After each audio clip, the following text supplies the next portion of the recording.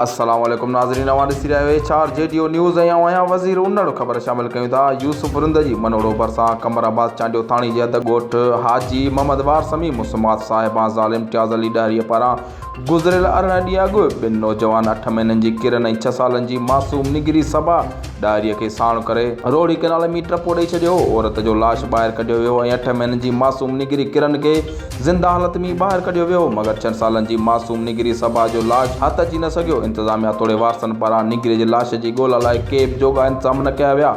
वाह में ॿुॾी वियल मासूम निगिरी सबा ॾारीअ जो लाश अॼु 18 ॾींहंनि खां पोइ जमाल शाह मोरीअ में आपाशी खाते जे मुलाज़िमनि मोरीअ में ॾिठो।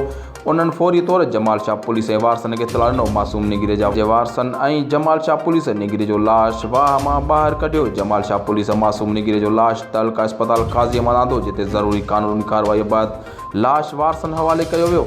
लाश घर पहुचण ते रोज़ राड़ो मची वियो। बाद में मासूम निगिरी जे जनाज़े निमाज़ अदा कई वई, जंहिंखे बाद में अबाणी कब्रिस्तान में मिटीअ मां हवाले कयो वियो। ॿिए तरफ़ वाक़िए जो को केस दाख़िल न थी सघियो आहे। HR JDO न्यूज़ में फ़िलहालु एतिरो ई। वधीक ख़बरुनि ऐं अपडेट्स लाइ ॾिसंदा रहो HR JDO न्यूज़।